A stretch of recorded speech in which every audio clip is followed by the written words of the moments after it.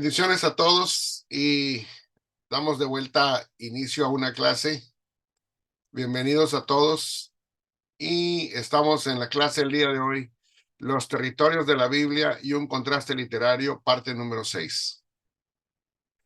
Como hemos visto, hay 4 preguntas que hemos ya contestado. Hoy estamos contestando la número 5, ¿dónde tuvieron lugar los sucesos de la Biblia? Así que vamos a ello ya en directo. Decíamos, pregunta número 4. ¿Dónde tuvieron lugar los sucesos de la Biblia? Y dice aquí, la idea principal, la Biblia no es un cuento de hadas, algo meramente mitológico, literario, ni tampoco una obra de ficción, algo meramente ficticio o ahistórico, o sea, algo que no tiene nada que ver con la historia. La misma Biblia relata acontecimientos reales que sucedieron en lugares reales. Al leer la Biblia, tal vez no te des cuenta de que muchos de los acontecimientos ocurrieron en lugares reales, pero fue así. Muchos de los sucesos ocurrieron en una pequeña zona geográfica de nuestro mundo, que hoy llamamos el antiguo cercano Oriente. En realidad, hoy se pueden visitar estos lugares y verlos con nuestros propios ojos. En muchos casos han sido preservados a pesar de su antigüedad, de modo que hoy podemos experimentar algo similar a lo que sintieron las personas cuando los eventos que relata la Biblia ocurrieron en ellos. ¿Qué queremos decir con esto? Pues obviamente no que vamos a experimentar ya sea el mismo milagro o el mismo evento exacto, porque son eventos irrepetibles. Cada evento es irrepetible. No, lo que se quiere decir con esto es que si tú vas a un lugar en donde se experimentó algo que ves en la Biblia, pues vas a encontrar quizás el mismo tipo de subsuelo, el mismo tipo de ambiente, el mismo tipo de clima, en fin, eso es a lo que se refiere, ¿verdad? El mismo tipo de ambiente y de contorno cultural es lo que se va a encontrar porque es el mismo lugar. Así que vamos a ubicarnos en esa parte. Entonces sigue diciendo, para ayudar a imaginarnos los territorios geográficos donde sucedieron los increíbles relatos bíblicos, a continuación se presentará una serie de mapas para tener una idea de los lugares donde los personajes anduvieron y experimentaron estos eventos. Esta breve introducción la tomamos de la Santa Biblia de la Historia, nueva versión internacional, de Editorial Vida, del año 2012, en la sesión 5 y páginas 17 a la 18. Empezamos.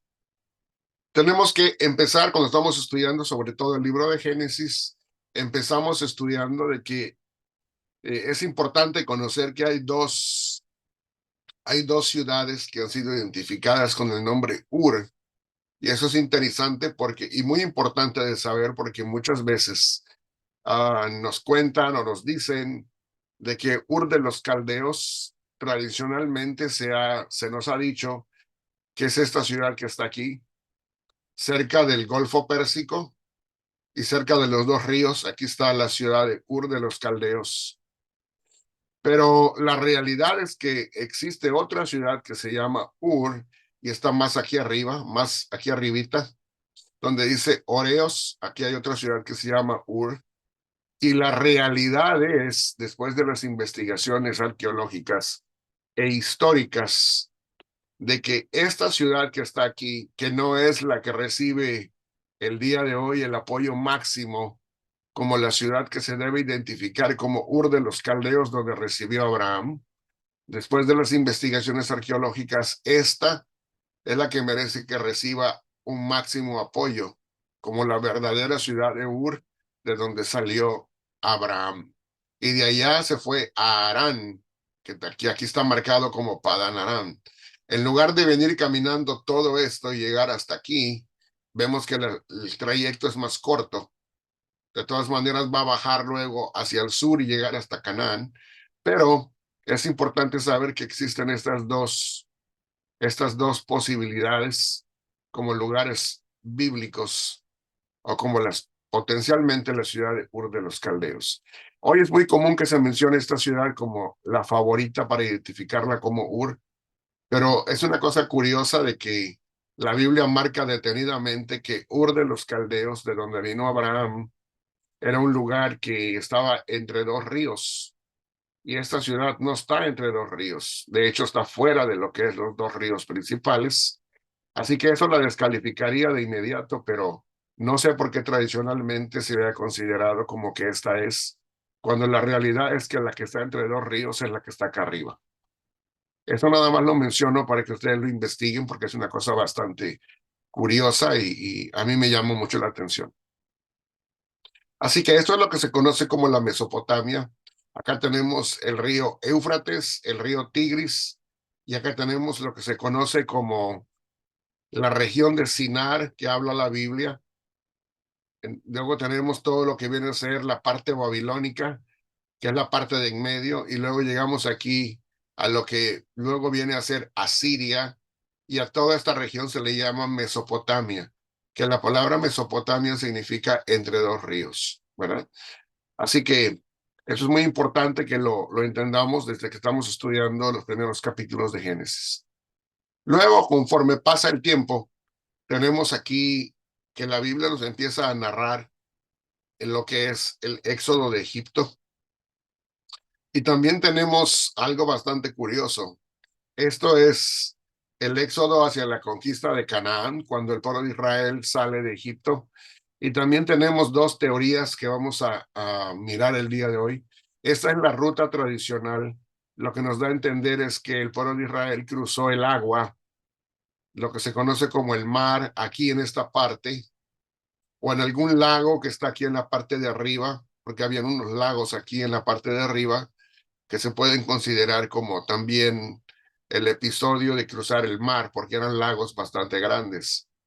Pero aquí en esta lámina o diapositiva vemos cómo es que el pueblo de Israel, si siguiéramos esta ruta que se conoce como la ruta tradicional, vemos que el pueblo va caminando a lo largo de la costa de esta península, van bajando hasta aquí, de manera que el sitio que se encuentra aquí más abajo, al sur, es el que se conoce como el lugar tradicional del monte Sinaí, donde, donde Dios le entrega las dos tablas de piedra a Moisés, las tablas de los 10 mandamientos, y luego aquí el pueblo continúa su travesía, su trayectoria, y llegan hasta esta parte que está acá al sur, de lo que es la tierra de Canaán, y desde ahí entonces siguen rodando y se pasan 40 años en toda esta travesía y luego suben a esta parte de aquí hasta que entran a la tierra de Canaán a través de Gilgal y de Jericó. Así que acá está la ciudad de Jai. Así que eso es lo que se conoce como la ruta tradicional del Éxodo. Ahora es importante que nosotros veamos que hay otra ruta bastante interesante, que es esta. Hay otros eruditos que proponen una ruta completamente diferente y nos dicen también que, bueno, viene a ser la ruta alternativa, que salen de aquí los hijos de Israel, siguen este lugar, pero aquí a la mitad de la península, cruzan toda la península y luego el lugar en donde son atacados por los egipcios y cruzan el mar es esta parte de aquí. Es el mismo Golfo, pero del otro lado, ¿verdad? Entonces, tenemos que del otro lado de la península hay otra parte de agua, otra parte de mar, y sería en este lado en donde cruzan los hijos de Israel, en esta ruta alternativa, y siguen caminando y la ciudad de Elim estaría aquí, esto es Midian, ¿verdad? Y luego vemos que el monte Sinaí se encontraría completamente de este lado, cuando en la otra originalmente estaba dentro de la península, aquí. Entonces eso hace un cambio bastante grande y después de eso vemos que el pueblo sube desde este lugar a la conquista. No nos puede mostrar aquí el camino que siguieron desde el monte Sinaí hasta Ezion-Geber, pero se supone que deben de seguir por alguna parte desde aquí abajo hasta acá, ¿verdad? El punto básico al que me quiero referir con esto es que hay dos rutas alternativas para poder identificar por dónde fue el pueblo de Israel. Y hay dos montes Sinaí como dos lugares potenciales para ubicar el monte Sinaí. Es importante saber eso para cuando estamos leyendo la literatura y saber identificar geográficamente los lugares que se refieren. Ok, luego seguimos y encontramos en la Biblia el territorio de las 12 tribus de Israel. Esto se nos menciona ya no en el Génesis, ya no en el Éxodo, sino que conforme vamos avanzando desde el Éxodo de Deuteronomio, vemos cómo caminan por todos los 40 años en el desierto.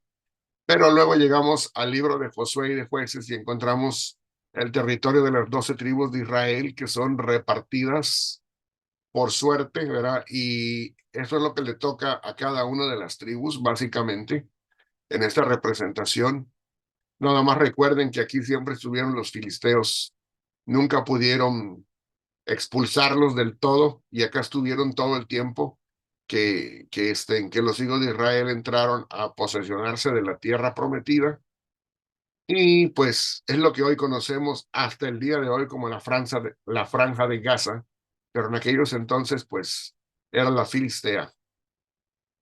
Esto lo vamos a encontrar, este tipo de partición territorial la vamos a encontrar en los libros de Josué y Jueces.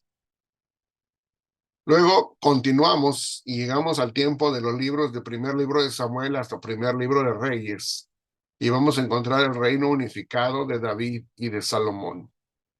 Pasamos el primer reinado, que es el reinado de Saúl, y luego tenemos el segundo reinado, que es el de David, y luego el tercer reinado de Salomón, y vemos cómo este territorio, desde la parte sur hasta la parte norte, veamos qué tan grande crece hacia la parte norte, de manera que llega y abarca todo lo que es casi el Líbano del día de hoy, todo lo que es el, lo que es el país de Siria, y llega hasta lo que es el río Éufrates.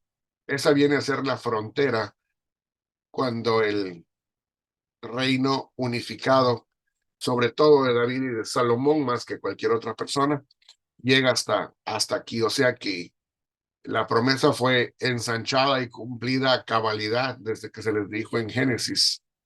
Y vemos cómo se cumplió en el reinado de David y de Salomón. Bueno, acá seguimos en nuestra historia y luego vemos cómo es que el reino se divide y tenemos históricamente dos reinos, el reino del norte, que se conoce como el reino de Israel, que ubica a 10 tribus, y el reino del sur, que se conoce como el reino de Judá, que ubica básicamente a 2 tribus, que son las tribus de Judá y Benjamín. Sabemos que es Benjamín porque Jerusalén es parte de lo que es la tribu de Benjamín. Y también tenemos que en ciudades de Judá y Benjamín vivían la tribu de Leví. Así que como la tribu de Leví no tenía territorio por sí misma porque ellos eran a los que les pertenecía el sacerdote, perdón, el sacerdocio, entonces básicamente podemos decir que eran 3 tribus, Judá, Benjamín y la tribu de Leví. Y todo lo demás que está aquí en la parte de arriba, todo eso viene a ser lo que es el reino del norte conocido como Israel. Cada una es interpretada a través de el nombre de su capital. Muchas veces los profetas, en los libros de los profetas se menciona como Samaria, muchas veces se le menciona como Israel, y en el sur se menciona ya sea Judá o se menciona Jerusalén como su capital, pero eso quiere decir que identifica todo el reino, no nada más a la ciudad. Así que eso tenemos que tenerlo en cuenta cuando estamos estudiando esta parte. Y también podemos ver cómo están las ciudades filisteas aquí y las ciudades fenicias en la parte de arriba, de manera que bastante de lo que era el territorio cuando se distribuyeron las 12 tribus, aquí perdieron una parte del territorio y aquí tenemos los reinos que circundaban al pueblo del reino de Israel, que es el reino de Aram, Damasco, lo que hoy es Siria. Tenemos Amón, lo que hoy es Jordania, y aquí también tenemos Moab, ¿verdad? Que es también parte de Jordania. Así que es interesante ver cómo es que va cambiando la parte geográfica conforme va cambiando, quiere decir, en su distribución política, conforme vamos avanzando en la Biblia. Y tenemos que tomar eso en cuenta para que podamos entender lo que se va narrando conforme se mencionan los lugares y las designaciones geopolíticas, geográficamente y políticamente hablando, de cada uno de los sucesos que van aconteciendo. Luego avanza el tiempo y llegamos a los lugares donde Jesús vivió y enseñó. Así que tenemos aquí ya el ministerio de Jesús. Geográficamente hablando, podemos identificar los lugares. Tenemos pues lo que es Judea en la parte de aquí del sur, ¿verdad?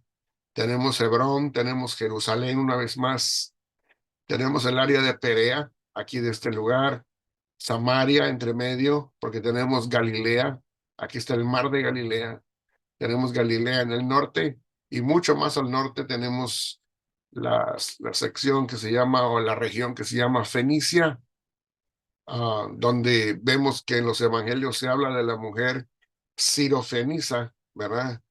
Quiere decir que viene de esta área de acá arriba.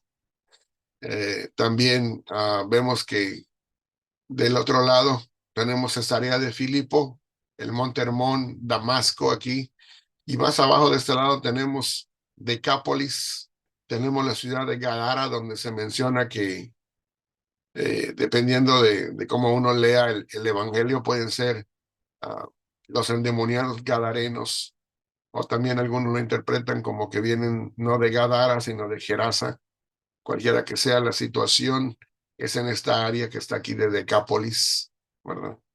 Entonces, esto es interesante y muy importante para que nos demos cuenta de que conforme va avanzando el tiempo, los nombres también van cambiando, aunque la geografía política es la misma en cuanto a ubicación, pero los nombres van cambiando y también los imperios o los reinos gobernantes van cambiando y las designaciones geográficas van cambiando. Y eso es importante entenderlo conforme vamos leyendo la Biblia. Aquí tenemos Jerusalén en la época de Jesús. Esto también es muy importante porque, por ejemplo, la parte más oscura que vemos aquí es lo que es la parte que existía cuando el templo estaba presente y existente. Y luego vemos que luego dice acá zonas posteriormente amuralladas. O sea que el día de hoy, esta parte de aquí está amurallada en la ciudad. El día de hoy, si vamos a Jerusalén, vamos a encontrar esta muralla que vino a existir después del tiempo de Jesús, pero que en los días de Jesús no existía y por eso él fue crucificado fuera de la ciudad, cosa que ahora está dentro de la ciudad, pero en aquellos entonces la ciudad llegaba hasta aquí. De manera que acá hay unos caminos que se utilizaron para poder llegar hasta acá. Acá afuera crucificaron a Jesucristo, sepulcro en el huerto, el Gólgota tradicional, y acá estaba la muralla donde terminaba la ciudad. Luego creció hasta aquí y después, posteriormente, creció hasta aquí. Y ya entonces estos lugares quedaron dentro de la ciudad. Pero eso ya fue muy posterior a su ministerio. Es necesario entender eso también. Aquí vemos diferentes caminos. Camino del Mar Muerto, por ejemplo. Luego camino de Belén y de Hebrón. Y luego camino de Betania y de Jericó. Y así nos va diciendo, ¿verdad? Diferentes cosas que necesitamos conocer para entender cada una de las situaciones y de los eventos que se van dando a conocer en la Biblia. Seguimos en nuestro recorrido y tenemos ahora ya no los evangelios identificados geográficamente, sino los viajes de Pablo, del apóstol, que se mencionan en los libros de los Hechos y las epístolas paulinas. Y aquí es muy interesante ver que pues hay 4 viajes descritos del apóstol Pablo. Hay 3, como vemos aquí: primer viaje, segundo viaje, tercer viaje, y por último el viaje a Roma, que es cuando está yendo y el barco naufraga y finalmente llega hasta Roma, ¿verdad? Y es estando en Roma cuando termina el libro de los Hechos. Pero es importante saber en qué consiste cada uno de esos viajes, qué es lo que hizo el apóstol Pablo conforme fue viajando por estos lugares, qué es lo que experimentó, las dificultades que él pasó, los éxitos que él logró. Y es importante entender esta geografía para poder entendiendo las dificultades y las realidades del ministerio del apóstol. Así que con este mapa estamos llegando al final, pero quiero que nosotros recordemos esta parte que es muy importante porque conforme vamos analizando la historia, es importante que una vez más nos preguntemos, ¿qué tipo de historia es? Y dijimos que hay tres básicas posiciones o posturas el día de hoy. La postura fundamentalista es la que toma todos los datos de manera literalista. Como dice aquí, la historiografía es una historia relatada o narrada en forma escrita o gráfica, que es una historia real, gráfica, donde todo es entendido con estricta historicidad. Eso implica, por ejemplo, que de esa manera se leería Génesis 1 al 11, esa parte muy antigua. Entonces se toma con estricta historicidad factual y extrema literalidad en cuanto a todo el asunto mencionado en el documento escrito. Y es una historia entendida desde un punto de vista literalista o hiperliteral, donde todo lo que tiene que ver con la ciencia se interpreta desde ese mismo punto de vista literalista. Y puede reconocer la presencia de teología, etiología y etnología en el relato, pero estas tres últimas siempre están al servicio de la historicidad factual y la extrema literalidad. O sea, ¿qué es lo que estamos tratando de dar a entender aquí? Y así como se entiende desde el Éxodo, por así decirlo, hasta todo lo que viene después, y llegamos hasta el tiempo del apóstol Pablo y aún después con el Apocalipsis, todo de la misma manera en que se entiende como algo, como una historia gráfica, como una historiografía, y que todo se entiende de manera histórica, factual. En la posición fundamentalista de esa misma forma lee los capítulos 1 al 11 del libro de Génesis. Por eso decimos que como se entiende una parte, así también se entiende la otra. No se hace ninguna diferencia en cuanto al ente interpretativo. Ahora bien, la otra postura que dijimos es la historiosofía, está al otro lado, y dijimos que si así como la posición fundamentalista interpreta esto como una historiografía, es como que estuviéramos leyendo una historia a la manera occidental. Bueno, pues la historiosofía dice que es una historia ficticia o es una historia literaria, que lo que implica es que historiosofía es una combinación de ambas cosas, historia ficticia o literaria, más la filosofía de la religión que posee el escritor. Y la definición sería historia ficticia donde nada es realmente histórico, sino que todo es un dispositivo literario compuesto para poder expresar una filosofía o una experiencia testimoniada de fe de la religión de un pueblo, en este caso de un pueblo creyente. Y el dispositivo literario historiosófico ha utilizado la técnica de las religiones comparadas, donde él o los escritores han tomado como préstamo la visión religiosa de otro pueblo y cultura para elaborar su propio testimonio de fe religiosa a través del uso de un lenguaje mitológico. ¿Qué significa eso?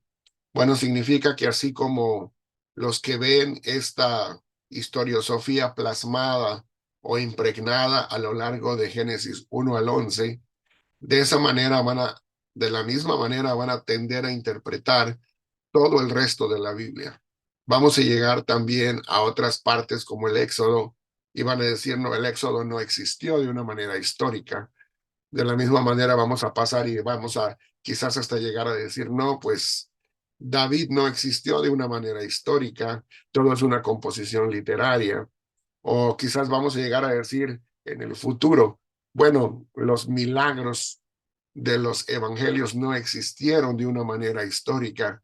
Es un dispositivo meramente literario para expresar un lenguaje mitológico de una creencia que tenía la gente de aquel entonces, que era precientífica, en fin, Y quizás vamos a llegar a decir más en el futuro, bueno, las cartas de Pablo no fueron escritas por Pablo, sino que se le atribuyen a otros escritores, porque de todas maneras no importa si Pablo las escribió o no las escribió, lo que importa es que el lenguaje que expresan también de una manera mitológica, expresan un mensaje teológico que ellos, los escritores, querían hacer llegar a la gente y utilizaron a Pablo como un seudónimo.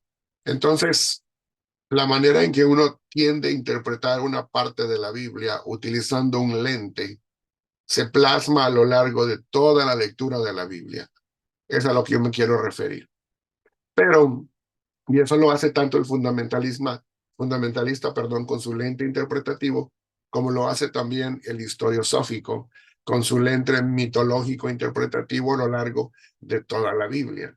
O sea que allí es un asunto hermenéutico, es un asunto de interpretación. Ahora, llegamos a la parte de la historiología, que dijimos que es la postura neoevangélica, y aquí lo que hace, como dijimos, es mencionar tres diferentes hilos componentes de esta manera de leer la Biblia o de encontrar los contenidos en la Biblia. Por ejemplo, en la parte de la historiosofía se defiende mucho la postura conocida como la hipótesis documentaria, que supuestamente tiene cuatro diferentes documentos entrelazados entre sí, que van formando todo lo que es el Pentateuco, y aún los mismos relatos de los libros Génesis, Éxodo, Levítico, Números y Deuteronomio manifiestan esa compostura o esa amalgama de sus cuatro documentos. Por eso se llama hipótesis documentaria. Pero en lo que es la historiología no funciona de esa manera. No son cuatro estratos que están amalgamados de esa manera, sino que es un solo relato que contiene tres diferentes enfoques y que están simultáneamente contenidos a lo largo y entretejidos a lo largo de toda la narrativa, como si fuese una sola narrativa. De manera que contiene datos históricos, fácticos y verídicos. ¿Cómo sabemos que va a ser una historiología? Porque va a mencionar nombres de lugares, de personajes, nombres de eventos que ocurren, pero al mismo tiempo es un relato embellecido o elaborado literariamente. O sea que es un género literario, es una epopeya, por ejemplo, de manera que vamos a tener que trabajar arduamente para poder identificar en el relato mismo cuál parte es la parte histórica, fáctica, verídica, en cuanto a lugares que existieron, de personajes que existieron, de eventos que ocurrieron, y cuál es la parte del giro literario que tiene, en donde se toma la parte factual y se le da el embellecimiento literario para convertirlo en lo que es esa epopeya, ¿verdad? Pero el que tenga ese giro o embellecimiento literario no cancela la historicidad fáctica. Luego tenemos la letra B, la teología bíblica personal del escritor, que le da un sentido de desarrollo pactual al relato, o sea, la teología bíblica es esa parte, ese sentido teológico que también contiene el relato, al mismo tiempo, simultáneamente al inciso A, que va entretejido ahí y que nos va diciendo en qué parte del desarrollo del pacto entre Dios y la humanidad se encuentra el relato.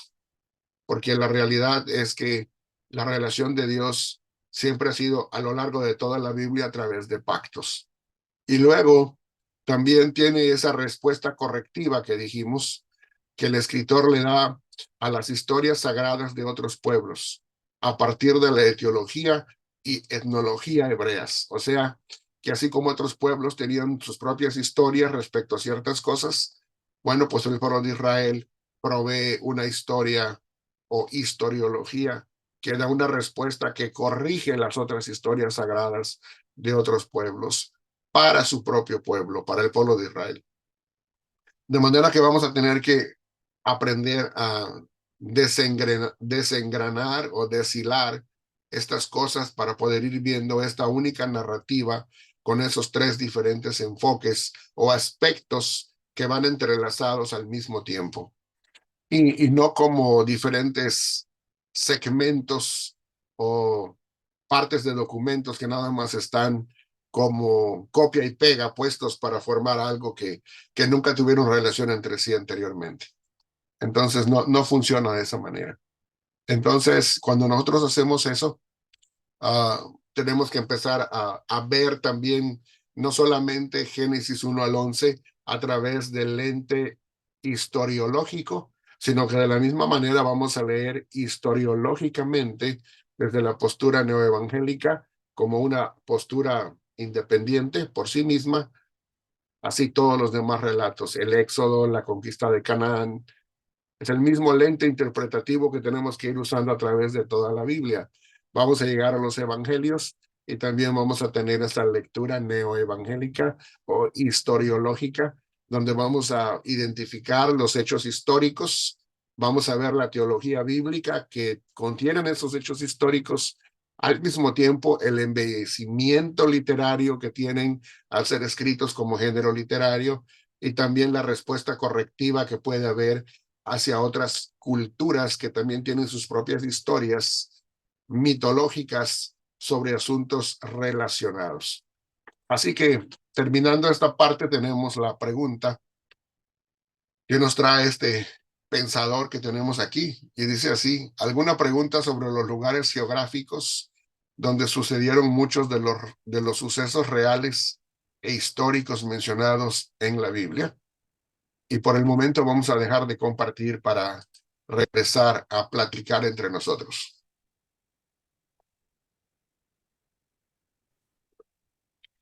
Ahora sí, Juan, adelante. Hola, hola. Y Sí, después mira, Isaí. sí, tengo una pregunta. Cuando mostraste el mapa de la distribución de las 12 tribus de Israel, me di cuenta que la tribu de Simeón está al sur y, y siempre se habla de las 10 tribus del norte y las 2 tribus del sur. ¿Por qué Simeón no se le consideró como tribu al sur? Porque si fuera así, entonces al norte no hay 10 tribus. Sí, mira, lo que pasa es que voy a hablar nada más rapidito de eso. Otro día podemos tocarlo más abundantemente, pero cuando nosotros estamos hablando ya progresivamente en el tiempo en que aparecen los dos reinos, Simeón se viene a considerar, aunque es un enclave dentro de Judá, por así decirlo, con el paso del tiempo se viene a considerar como una sola tribu, como si fuese Judá, porque como que Simeón quedó absorbido por todo lo que es Judá, ¿verdad? Porque lo rodea completamente. Es como decir, es como un lunar dentro de lo que es Judá, ¿verdad? Entonces con el tiempo se viene a conocer como Judá. Entonces, si nosotros hacemos eso y pensamos eso, empezamos a decir, bueno, eso quiere decir que le merma una tribu a la parte del norte, por así decirlo, o al conteo final. Pero tenemos que decir que cuando la distribución se hace de los hijos de Israel en el futuro, cuando llega el tiempo de la conquista de Canaán, tenemos que ver que a José se le dieron dos partes de herencia, ¿ok? No es como dijeron, vamos a darle la parte a José y hasta ahí llegó, contándolo como uno, sino que cuando se dijo, vamos a darle la parte a José, se contó por dos, Efraín y Manasés. De manera que Efraín recibió una parte territorial y Manasés recibió la otra parte territorial, de manera que se consideraban como dos tribus. Y eso volvió a dejar el número igual como antes. ¿Ok? Perfecto. Vale, vale. Isaí. Sí, profesor, buenas tardes, muchas gracias por la clase. Yo quería preguntar respecto a la historiología. Eh, bueno, así lo voy entendiendo yo, ¿verdad? Podríamos decir que la historiología nos recuerda o recupera el propósito principal de las escrituras, que es sacar un contenido teológico y no tanto yéndonos al extremo, por ejemplo, de la mitología, que es el otro extremo, o el otro de buscar que un texto sea 100% histórico y quedarnos simplemente con ese resultado. Esa sería Sí, mira, mi pregunta. es una magnífica pregunta y es lo que estamos tratando aclarar para que de una vez podamos ir entendiendo o utilizando el lente correcto bíblico para leer la Biblia. Por un lado tenemos la tendencia fundamentalista, ¿verdad? Y por tendencia, hay gente que no sabe tristemente ni siquiera definir qué es fundamentalismo, ¿verdad? Y define como fundamentalismo a cualquier tipo de persona que es cristiana y que tiene fe en Cristo, ¿verdad? Normal, como cualquier persona normal que cree y que tiene su fe en Cristo, por el mero hecho de ser una persona de fe, le tildan y le ponen, entre comillas, el título de confesional, ¿verdad? Y la persona pudiera ser ni siquiera confesional, pero aquellos que lo atacan y que lo tildan de fundamentalista, le van a decir es que ese es confesional. Bueno, vamos a ir identificando los términos primeramente, porque hay gente que los usa y ni siquiera saben qué es eso, nada más lo repiten, ¿verdad? Una persona puede ser una persona de fe, una persona evangélica de fe, o como le decimos comúnmente protestante, pero llamémosle evangélica de fe, como cualquiera de nosotros comúnmente tiene fe en el Señor y le sigue por fe como parte de la iglesia, y no ser una persona confesional. ¿Por qué digo eso? Porque se le llama personas confesionales a los que pertenecen a un cuerpo institucional religioso que se identifica denominacionalmente con una de las confesiones históricas de la iglesia, como por ejemplo la confesión de fe de Westminster, o la confesión de fe de Heidelberg, o la confesión de fe de los 39 artículos de la iglesia anglicana, por ejemplo. Entonces, esa es una persona que se le llama confesional. ¿Por qué? Porque se adscribe a un credo confesional que pertenece a una confesión de una iglesia histórica dentro de las iglesias protestantes. Ahora, muchos ni siquiera saben eso y nada más utilizan la palabra confesional y se la atribuyen a cualquier tipo de persona, que es una persona de fe. Pero yo pudiera ser una persona también protestante o evangélica de fe, que no es confesional, porque pertenezco a una denominación o una iglesia que no tiene ningún tipo de adhesión a ninguna de esas confesiones históricas, sino que tiene su propio credo bíblico el día de hoy, pero que no es ninguna confesión histórica. Entonces no se considera una iglesia confesional. Y por tanto, esa persona no tiene una fe confesional. ¿Ok? De lo único que se le puede acusar es de que se confiesa cristiano. Si se pudiera decir así, ¿verdad? Pero los que utilizan este término confesional lo hacen de una manera peyorativa, de una manera denigrante, ¿verdad? ¿Por qué? Porque los que lo utilizan lo están utilizando como un opuesto a la palabra académico, dando a entender que confesional para ellos significa fundamentalista o una persona que no está abierta al estudio académico. Y entonces el que utiliza ese término confesional está queriendo decir, yo sí soy académico, ¿verdad? Yo sí soy estudioso de la Biblia y sí soy abierto al estudio. Entonces, pero tenemos que ir corrigiendo esas cosas, porque una persona que está abierta al estudio, no por eso significa que es académica. Yo puedo estar abierto al estudio y no ser académico. O yo puedo ser académico y al mismo tiempo ser una persona de fe. Entonces, tenemos que definir bien nuestros términos, ¿verdad? Pero para ir más avanzando, cuando nosotros hablamos de la palabra historiografía, estamos indicando ese tipo de lectura que por lo general es el tipo de lectura que hace un fundamentalista, una persona que no está abierta al estudio bíblico, sino que está una persona en su fe, puede ser muy sincera, pero es muy dogmática, es muy cerrada y no está abierta a considerar otras posturas dentro del espectro o el campo de estudio de lo que es aún del mismo cristianismo que se considera aceptado o que se considera como ortodoxo, porque hay diferentes posturas dentro de la misma ortodoxia. Ahora, hay otras que ya no son ortodoxia, pero no estamos hablando de las que están fuera, de las que están dentro del mismo espectro de la ortodoxia. Pueden haber 2 o 3 maneras o 4 maneras diferentes de pensar o de ver un punto, que puede ser un punto secundario, y por eso pues hay diferencias entre nosotros en cómo vemos las cosas, pero eso no nos divide en la fe, porque no es una diferencia fundamental en cuanto al sentido de una fe o una creencia primaria central, ¿verdad? Ahora bien, cuando nosotros leemos la Biblia de esa manera, entonces lo hacemos de una manera dogmática y no permitimos que otras posibles interpretaciones pudieran llegar a nuestro entendimiento o comprensión.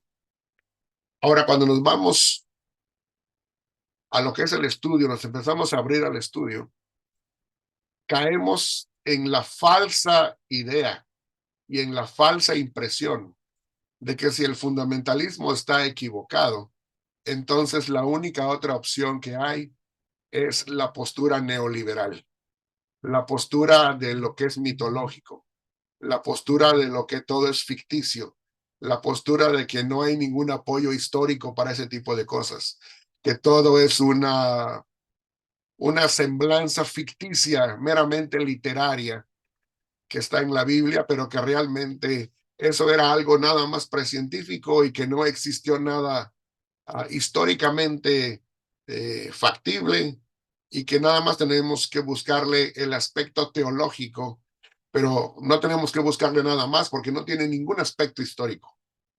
¿Ok? Eso es la postura neoliberal. Y tiende el neoliberal a ver la Biblia con ese lente a lo largo de toda la Biblia.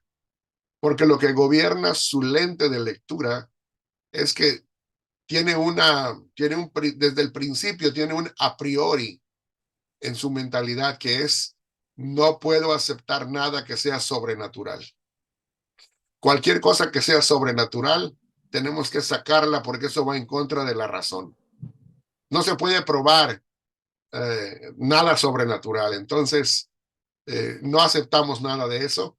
Aceptamos nada más lo científico, dice el académico, desde ese punto de vista. Y cuando se tiene ese a priori antes de leer la Biblia, pues obviamente, si tú tienes una postura anti-sobrenatural, la primera cosa con la que te vas a chocar es que la Biblia es un libro meramente humano, o es un libro que reconoce ambas cosas: una inspiración divina y una participación humana también. No estamos negando eso. Pero si tiene una inspiración divina y es algo sobrenatural, entonces el académico se va a encargar de completamente suprimir esa parte de la inspiración divina y decirte: no, la Biblia no tiene ninguna inspiración divina. Es meramente un libro como cualquier otro. Y como es un libro como cualquier otro, entonces está lleno de errores y de contradicciones. Y como está lleno de errores y contradicciones, entonces, o sea, se va completamente al otro extremo del fundamentalista. El fundamentalista lo que te va a decir es que no tiene ni un error, ni siquiera en una tilde, ni siquiera en las copias, ¿verdad? De las copias, ni ahí hay errores, te va a decir, si es que llega a ese extremismo.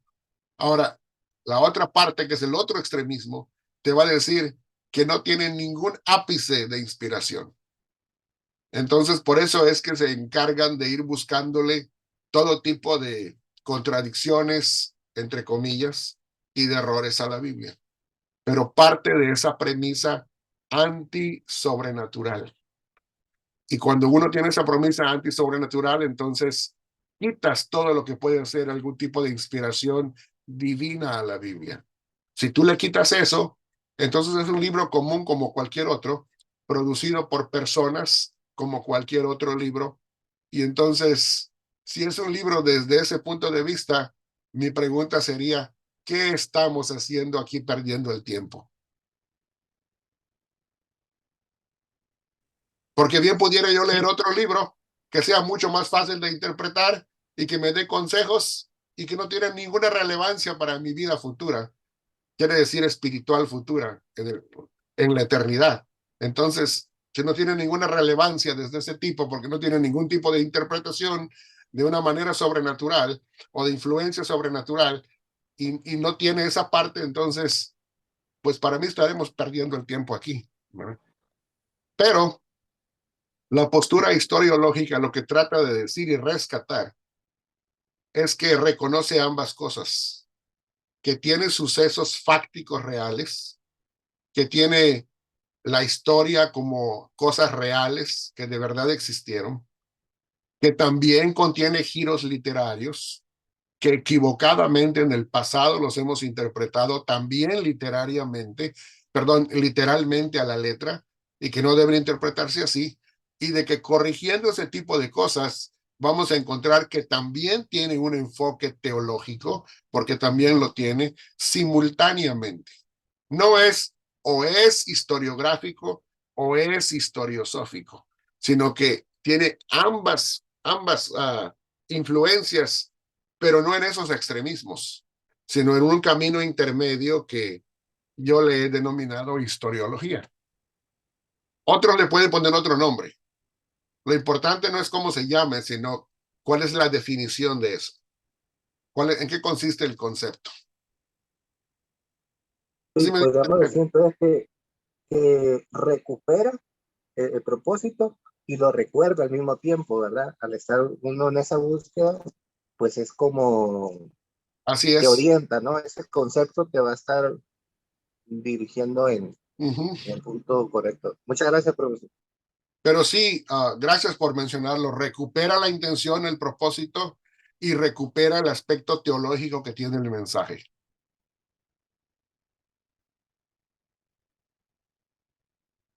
Se desenfoca en lo científico y se enfoca en lo teológico. Bueno. Sí, hermano Rodrigo. Sí, buenas tardes a todos. La preguntita que tengo acá es sobre las 12 tribus. Eh, ¿Entendemos que son 12 o el número 12 representa simbólicamente a algo? ¿O cómo se vería esto desde el punto de vista historiográfico, histórico-sófico sería, y historicológico? Porque el 12 también aparece con los 12 apóstoles, Sí, los bueno, 24 ancianos, que son 12 y 12. muy interesante. Hasta ahora yo lo había visto, bueno, en un tiempo lo vi como algo historiográfico, pero después más historiosófico.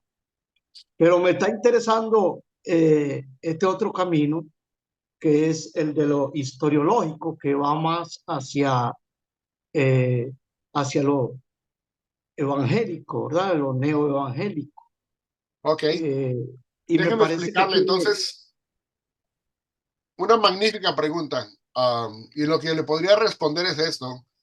Historiográficamente, desde un punto de vista totalmente literalista, lo que significaría es que son 12 tribus, ¿verdad?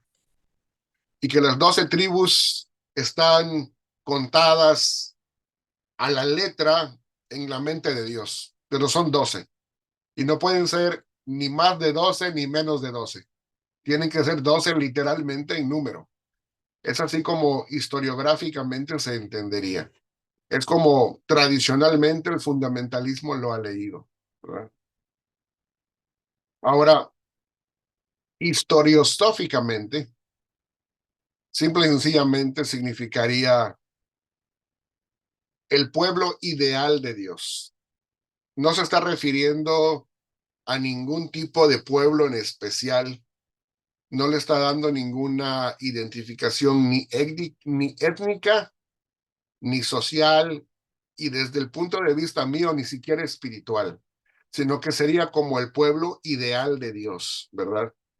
Lo que a la gente le gustaría que el pueblo de Dios fuera, porque en el aspecto mitológico o historiosófico es como la reflexión misma del corazón de la gente de lo que le gustaría que el pueblo de Dios fuera, no de lo que es.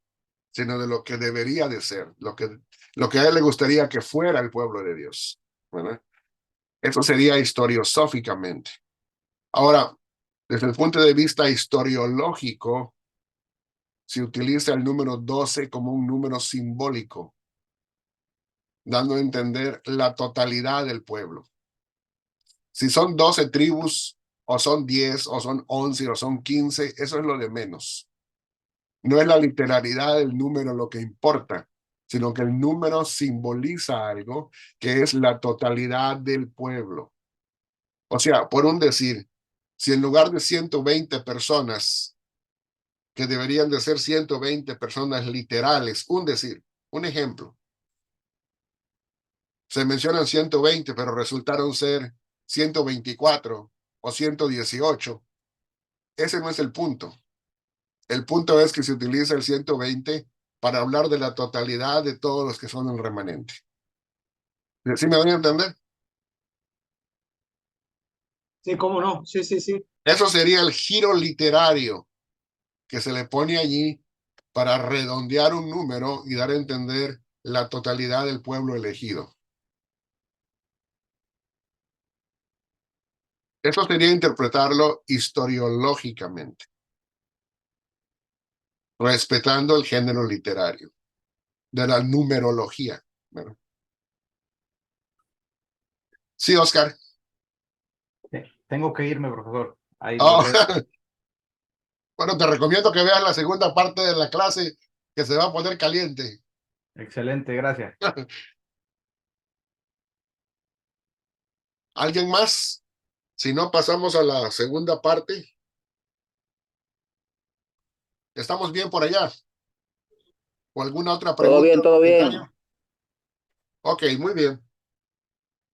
¿Alguna última pregunta o comentario sobre esta primera sección?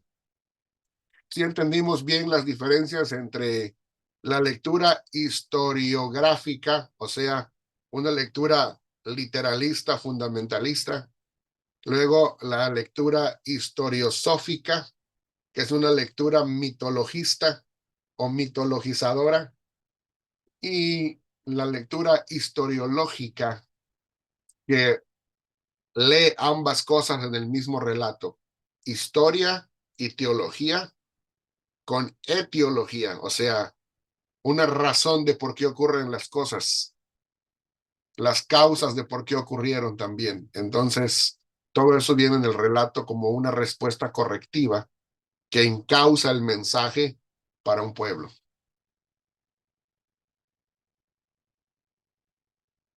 ¿Estamos bien entonces? Ok. Vamos a la segunda parte de la exposición. Sé que aquí van a empezar a ponerse más interesantes las cosas, así que vamos de una vez a compartir.